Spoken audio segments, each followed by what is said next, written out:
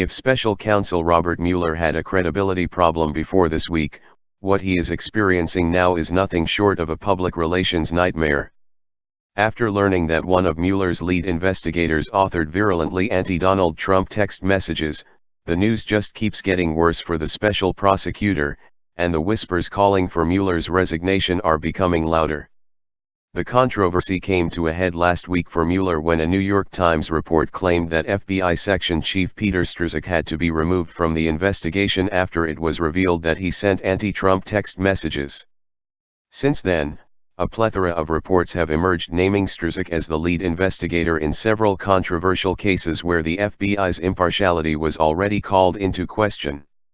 For instance, Strzok and a partner were the investigators who interviewed short-lived National Security Advisor Michael Flynn in a surprise interrogation.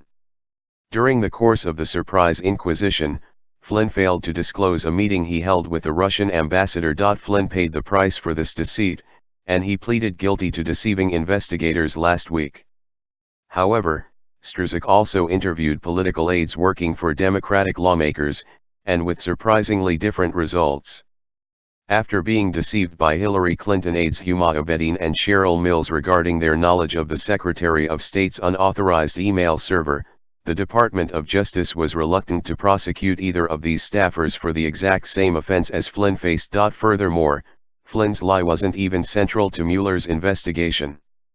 As constitutional scholar and Harvard Law School professor Alan Dershowitz explains, Flynn's meeting with Russian Ambassador Sergei Lavrov was perfectly legal. So there was nothing criminal about Flynn's request of Kislyak, even if he were instructed to do so by higher UPS in the Trump transition team. The same is true of his discussions regarding sanctions.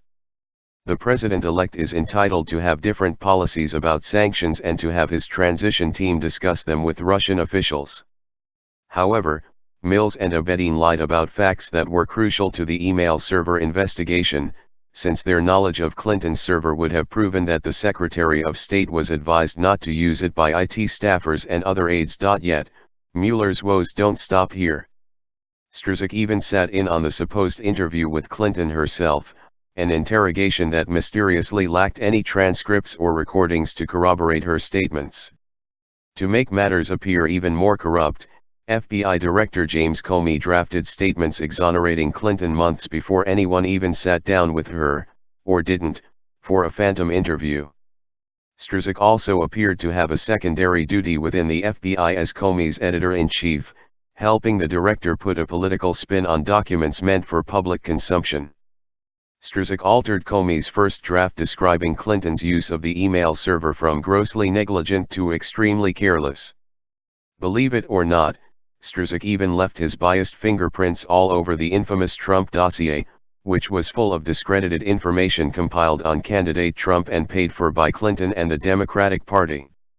Fox News reported that Strzok was a key figure in the chain of events when the Bureau, in 2016, received the infamous anti-Trump dossier and launched a counterintelligence investigation into Russian meddling in the election that ultimately came to encompass FISA surveillance of a Trump campaign associate. The entire Russia-Trump collusion fiction was predicated on an unsubstantiated document emanating from sources in Moscow. The president cites a failing FBI with a reputation in tatters to explain the prejudiced witch hunt targeting his administration. Strzok is just the first Mueller henchman to record his enmity for the president, and it was only a matter of time before more emerged. "I am so proud," Andrew Weissman, one of Mueller's top deputies in the collusion investigation, wrote after learning that Acting Attorney General Sally Yates refused to defend the president's travel ban executive order. Who's policing the police?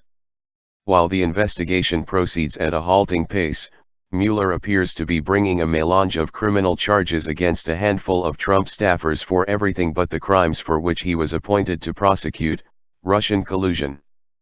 Some observers have cited the pressure on the special counsel to justify his reason for being by pursuing charges that a prosecutor would normally dismiss for lack of evidence.